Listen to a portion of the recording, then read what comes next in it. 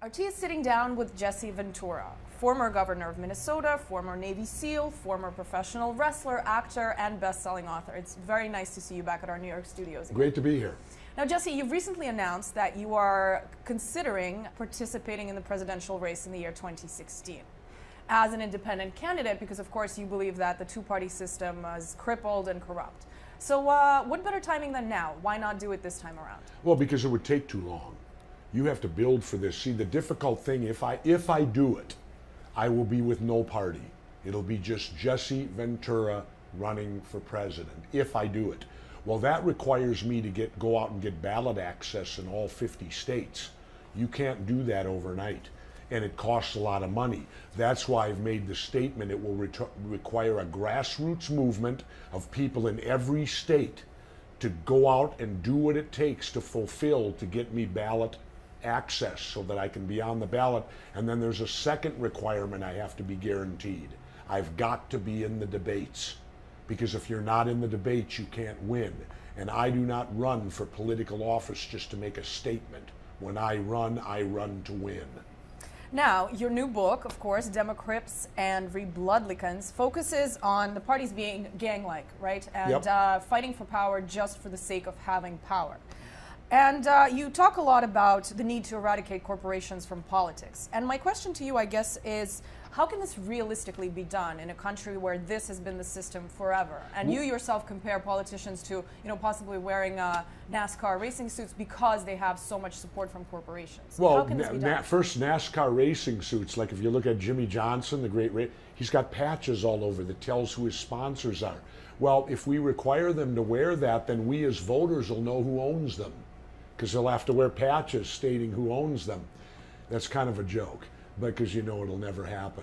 But there's so much corruption, and it won't take long. It just recently happened. It was against the law for a corporation to contribute to a political party until the Supreme Court of our land made that what I call disastrous ruling, where they said a corporation has the same rights as an individual and that money is free speech.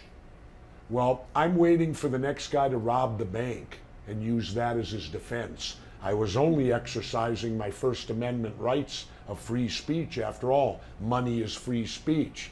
So that just recently happened. What we need to do is reverse that. We have to overturn the Supreme Court's ruling on those two issues, and there is a movement to do that. The only way it can be done is to amend the Constitution to specifically state corporations do not have the same rights as individuals, and money is not free speech. If we can get that into the Constitution, then that's the only way you can overrule a Supreme Court decision. Now, to me, one of the curious details about corporations in power is that we're seeing the same companies investing in both parties. And some people say it's a win-win situation for them, but in reality, others say, well, listen, actually, this is a lot more like betting on both red and black in roulette, because, either way you lose. So what's the point? Why do they do that? Well, you don't lose, because one of them is going to be the president. And now you lose own the them. Money that you invested in the other Oh, one. That's nothing. Did you know what we pointed out in the book? In the book, these major corporations spend more money on lobbyists than what they pay in taxes. And that's a fact. They spend more on lobbyists than what they pay in taxes. Let me repeat that. You don't find that astounding? And why would they do that? So they don't have to pay taxes. And so, like GE 2 years ago, they made $14 billion. Not only did they not pay taxes, they got subsidies from the government. That's obscene. What do you think about the election campaign this time around? Obviously critics are calling it a reality show. We're seeing Obama and Romney just bicker. Do you think there's ever really been a bigger disconnect between what we're seeing in the debates and in the campaign than what real Americans are actually in need of right now? I think what you're seeing is them finally rising up to the level of professional wrestling. And I say rising up to it, because in pro wrestling, in front of the cameras, we all hate each other. Behind the scenes, it's a business. And that's the same way it is for them. It's a sham. In front of the cameras and the public, they hate each other and they're on different sides of the fences. Behind the scenes, they're going out to dinner together. They're ensuring that their two-party dictatorship maintains its power. There's no difference between these two. Don't kid yourself. Now, this September marks the one-year anniversary of the Occupy Wall Street movement, Yep. which you support the ideas of. Yep. What role do you think, if any, will this movement have played in the United States in the long run? Do you think in a decade from now people will look back and say, this really was a movement that changed the national dialogue? Not yet, because they've disappeared temporarily. They need to come back. Where are they? They need to continue. They need to keep the fight up. Now they've disappeared. A decade from now, no one's going to remember the Occupy Wall Street movement, not unless it's victorious or does something. It hasn't done that yet. How can a movement like that be victorious? What do they need to do? By changing the country. They need to continue to stay at the parks. They need to continue to get arrested. They need to continue to be vigilant. How do you think we stopped the Vietnam War? The protesters, it took them more than 1 year to stop the Vietnam War. And to me, the turning point of the Vietnam War, many people say it was the '68 Tet Offensive. That was huge, but I don't believe that was the real turning point for America. I believe the turning point of the Vietnam War was when the 4 students were killed at Kent State. Because all of a sudden, the public, the general public went back and said, wait a minute, we're even killing people in our own country now because of this war. We're killing students on campuses because of this war. I believe that was the true turning point, the Kent State massacre of the Vietnam War. And I hate to say it, but it's going to require something of that magnitude for the Wall Street movement to truly have an impact and get to the psyche of mainstream America. Right now, they're not in the psyche of mainstream America. It's the old thing, out of sight, out of mind. Well, they're now out of sight, and rest assured, they're out of mind now. They must come back. I would ask you about the way the U.S. treats elections abroad while actually really drowning in electoral process flaws here at home. Why this double standard? There's always a double standard. There was a double standard on the Wall Street protests. While we're busy pepper spraying them and running them off with dogs, we're heralding the protests over in the Middle East. Oh, ain't this lovely? Go, go, go. We're like cheerleaders over there, while at the same time here, we're squashing down our own protesters. The height of hypocrisy. But what about elections?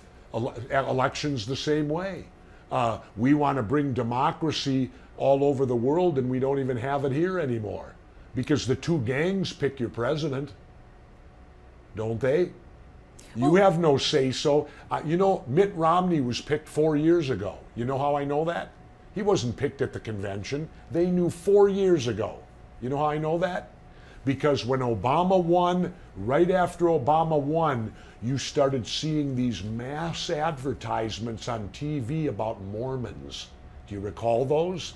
Where they'd show a person who was a fireman or a teacher, and they'd show all these attributes of how wonderful they were. And remember, the person would look at the camera in the end and say, and I'm a Mormon. Well, they were preparing us, because I remember as a kid when John F. Kennedy ran, he was the first Roman Catholic.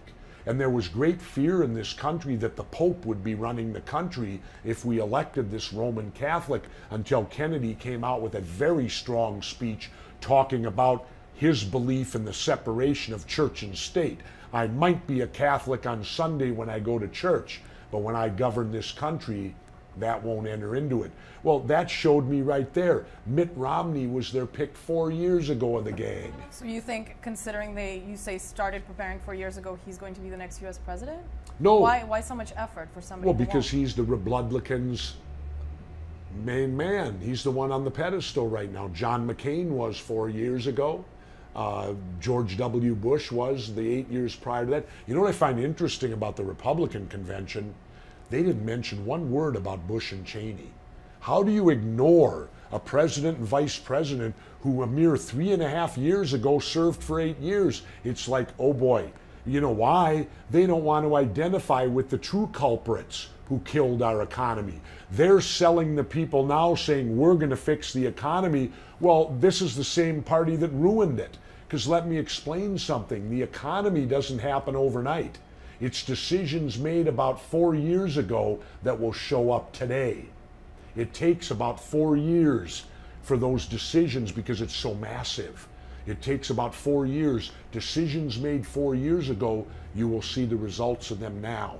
And so the economy went bad in '08. That means it was the decisions in '03, '04, and '05 that caused the economy in '08 to tank. And that falls directly on the lap of George Bush, Dick Cheney, and the Republicans. After all, from 00 to 06, Bush not only was in the White House, he had a Republican House and a Republican Senate. So he had anything he wanted to do rubber stamped. The Republicans caused this economy to fail. Barack Obama inherited it. You're obviously an advocate for eradicating the institution of the Electoral College in the United States, right? Because every vote has to count. This is a system that's not applied anywhere else in the world. It's not applied to any other election in the United States. When you run for governor, the most vote. How can this be done? Easy. If we're seeing rotating chairs between Democrats, Republicans, they're obviously not interested in changing that system. The people have to demand it. The people have to demand it. Well, there are a lot of things that people demand that they don't. Well, they have to be persistent and truly demand it. They have to threaten to vote them out of office. You got to threaten. If you don't change the Electoral College, you won't be sitting there next year. That's the only way they respond. It's the threat that they could lose their job. You think the American people could really get worked up enough about the Electoral College when they have all these other things going on they need to deal with? Difficult, but you know, the Electoral College was good when they put it in. You know why? You had to travel by horseback to Washington. That's why it was there. That was the only way they could determine. All the states had to send delegates by horseback. And it's ridiculous. It's the only election like that in this country. I've been a mayor. He who gets the most votes wins. Governor, Congress, Senate, whoever gets, why in this? And then they tell you, here's their excuse. Well, without the Electoral College, they'll forget about these tiny states like Montana. I got news for you. With the Electoral College, they've forgotten about Montana. If I'm running for president, you got to win with the Electoral College. Where am I going to spend my time, Montana or California? California. There's 30, 40 electoral votes there. Montana has 1. All right. Well, apart from a mess at home, politically, economically, the U.S. is also struggling right now with handling issues abroad. As we speak right this second, of course, as you know, there are anti-American protests going on in a dozen countries in the Middle East. Do you think the United States is really on track to becoming pretty much isolated in the rest of the world, except for maybe by its Western allies? No, it's religion. It's religion. That's what causes all the wars. Look at every war. So you don't think every war is caused by organized religion. And what started this? Some crazy film that went out on the internet here, knocking the Muslim religion. So that's what caused it. You don't think there's any connection between what's going on now with these anti-American uprisings and the fact that the U.S. did play somewhat of a role in supporting the Arab Spring? Maybe, but I think it's far more religion. All wars are caused by religion. Why do you think religion's the root of all evil, in my opinion? That's one of the reasons. Well, I'm an atheist because I don't believe that there's a supreme being, but that's one of the reasons why I don't like religion at all. And guess who else didn't like organized religion? Jesus. He was opposed to organized religion. And it's all about religion. I mean, I worship God this way, you worship God that way. Oh, you better do it my way or I'm going to kill you. This is Muslim versus Christianity, what you got here. And I don't despise Muslims because you know who my idol is? Muhammad Ali. And you know what I saw when I visited Muhammad in his home? On his shelf, I took note of this, was the Quran side by side with the Bible in Muhammad Ali's house. Neither one prioritized over the other. And he didn't point it out to me. I just happened to notice that. when I was there. I'm observant at times. So, Jesse, the Syrian crisis, the conflict has been gripping really the world for over a year and a half now. What kind of role, if any, should the United States be playing in this whole conflict? And if you were president, what would you do? None. It's their business. What about the whole idea of the United States trying to help out the Syrian people who have the right to stand up against their government? That's up to the Syrian people. So as U.S. president, you would... I'd stay out of all of it. It's not my business. And if they don't like us, they'd get no foreign aid. I'd ignore them if they don't like me. I don't hang out with people that don't like me in my real life. If I know someone dislikes me, I don't go out of my way to befriend them. No, if I don't think the United States, who made us the world's policeman? In fact, I'd take it a step farther. If I were president, every foreign military base the United States has would be closed, and I'd bring our men and women home. We have the technology today with our military. We can destroy anyone in the world at any moment. What do we need bases and occupy? I mean, we got multiple bases in Japan, Korea, and Germany. Haven't those wars been over for 60 years? Why are we there? The point I'm making, the United States today is an empire. It's time to end the empire. Empires always fall. We're going identically down the road that Rome went.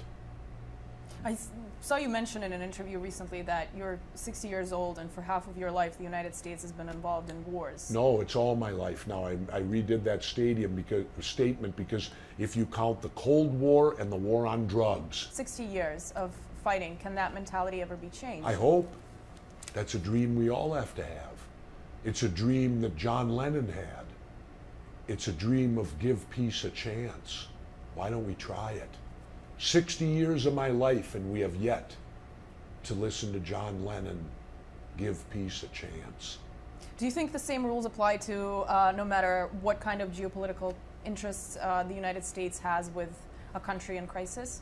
Does it apply to every country? Do not get involved in their business? Or no, I would get involved with another country's affairs only if that country specifically asked, please come and help us. But clearly in the Arab world, they're not asking. Our military doesn't defend the people of the United States and our freedom. Our military defends multinational corporations. That's why we're in the Middle East, because there's a lot of things corporations need there. And it goes back a century. Do you know who General Smedley Butler was? He's the most decorated Marine in U.S. history. He won 2 Congressional Medals of Honor. He died in the early 40s. He wrote a book called War is a Racket. And in the book he said, I didn't defend, this is back at the turn of the last century. He said, I didn't defend the American people or this country. He said, I worked for the United Fruit Corporation. Whenever they'd go into Central or South America and didn't get cooperation, they'd send in the U.S. Marines to get it. Can I ask, with the support of, you say that presidential candidates should be independent and should not be affiliated with any party. How does that... I think all elected officials should not be part of a party. But how does that guarantee that there will be no corporate involvement? It doesn't. We have to change the laws back to say corporations cannot contribute to political parties. Corporations are not individuals. The law used to stay here. Corporations could not contribute to a political campaign until this latest Supreme Court decision. That's what changed it all. When I ran, corporations couldn't contribute. I wanted to ask you about the whole Julian Assange ordeal. Do you think it's been way overblown by the United States and the West and the whole story of his attempts of political asylum to Ecuador? What's your take on this whole case? My take is that I want to know what they know. And I have every right to know what my government does. You want to know why? Whose money do they use? Mine. Taxes. And as a taxpayer, I have every right to know what they're spending it on. Every right. Now, I understand there's certain clandestine things that happen, but a year after it's over, I have a right to know what we were doing. They're running on my tax dollars. And again, let me repeat, I have every right to know what they're spending my money on. Do you think you'll find out? Oh, absolutely not. Unless I become president. All right, Jesse Ventura, thank you so much for being with us today. Thank you. Appreciate it. It's always a pleasure.